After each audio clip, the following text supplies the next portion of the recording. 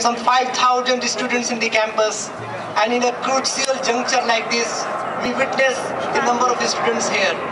It's a case where we need to ensure unity to ensure that we hand over a vibrant political culture to the coming generations.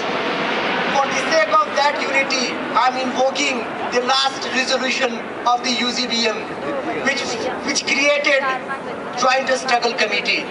I will not take much of your time, but before I get into the supremacy of Joint Struggle Committee, which is the most supreme body at this juncture, and which merits serious attention beyond scoring political brownie points.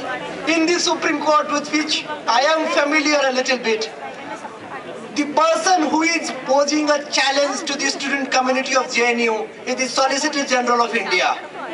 His position is a conflict of interest ridden position. He is not acting as a Solicitor General of India in the court. Please bear in mind, he is acting as the amicus of the court. It's a case of conflict of interest, and we have not paid attention to it. The Solicitor General of India is the officer of Government of India, and as amicus, he is the friend of the court. But we have seen through we have witnessed to the fact that he's not a friend of the court, he's actually the friend of the government. He is in a dual role of being a government officer and in a role of being a friend of the court.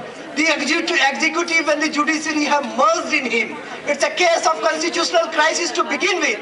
And it is very good that the last order of the Supreme Court has underlined the constitutional crisis.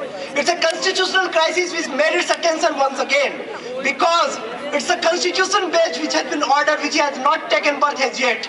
The constitution bench is in embryonic stage. It has not taken birth.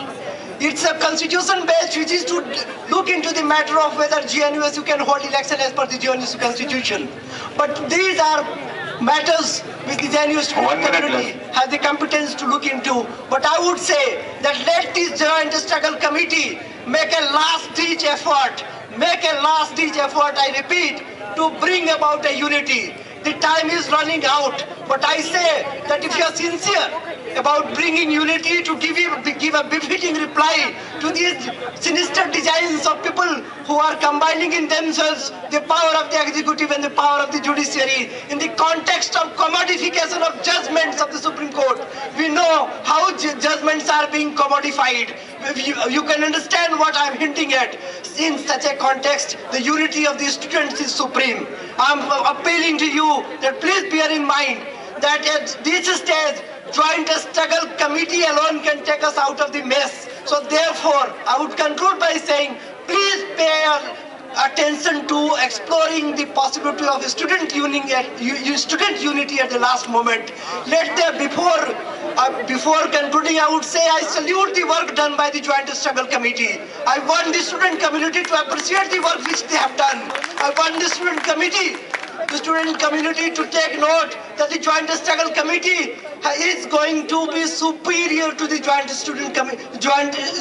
JNU Student Union, as long as our JNU Constitution is not brought here. I think the ray of hope will come only when we do a brainstorming amongst the Joint Struggle Committee members. If there is an undemocratic element in the Joint Struggle Committee, the student community it has the wisdom to rectify it, to revise it, to ensure Gopal, your time is up, please. To ensure that the Joint Struggle Committee becomes more representative, more sensitive. Thank you.